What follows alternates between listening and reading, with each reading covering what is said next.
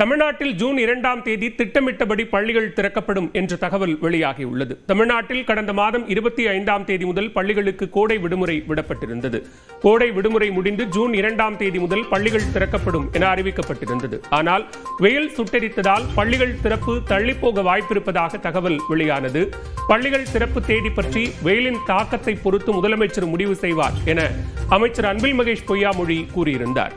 இந்நிலையில் தென்மேற்கு பருவமழை முன்கூட்டியே தொடங்கியதால் தமிழ்நாட்டில் வெப்பத்தின் தாக்கம் பரவலாக குறைந்தது.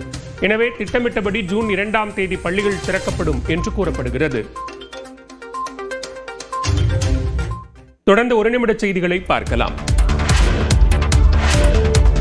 கல்லூரி மாணவர்களுக்கு வழங்குவதற்கான மடிக்கணினிகளை கொள்முதல் செய்வதற்கு சர்வதேச டெண்டரை தமிழ்நாடு அரசின் எல்காட் நிறுவனம் கோரியுள்ளது. 2025-26ஆம் ஆண்டிற்கான நிதிநிலை அறிக்கையில் வெளியிட்ட அறிவிப்பின்படி கல்லூரி மாணவர்களுக்கு மடிக்கணினி வழங்கும் திட்டத்திற்கான பணியை தமிழ்நாடு அரசு தொடங்கியுள்ளது. அதற்காக சர்வதேச டெண்டரை தமிழ்நாடு மின்னணுவியல் கழகம் கோரியுள்ளது. அதன்படி 20 லட்சம் மடிக்கணினிகள் கொள்முதல் செய்யப்பட உள்ளதாக அறிவிக்கப்பட்டுள்ளது.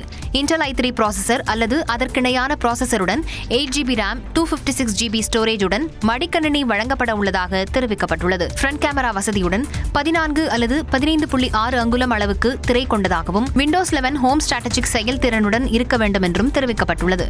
டெண்டருக்கான விண்ணப்பத்தை தாக்கல் செய்ய அடுத்த மாதம் 25ஆம் தேதி கடைசி நாள் என்று எல்காட் நிறுவனம் அறிவித்துள்ளது.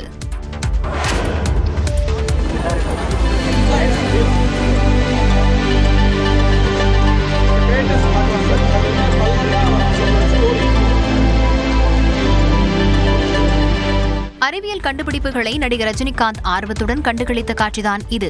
சென்னை வேளச்சேரியில் தி ஆஷ்ரம் பள்ளியில் ஸ்பேஸ் டெஸ்க் கிரியேஷன்ஸ் என்ற அமைப்பு சார்பில் விண்வெளி அறிவியல் தொடர்பான கண்காட்சிக்கு ஏற்பாடு செய்யப்பட்டுள்ளது.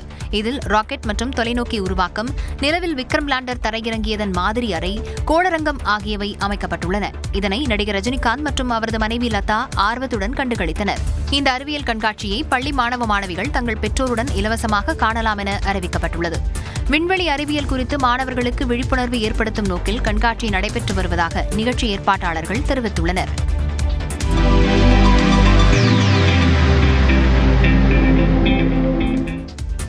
மேலும் பல்வேறு அண்மைச் செய்திகளுக்கு தொடர்ந்து இணைந்திருங்கள். இது நியூஸ் 18 தமிழ்நாடு.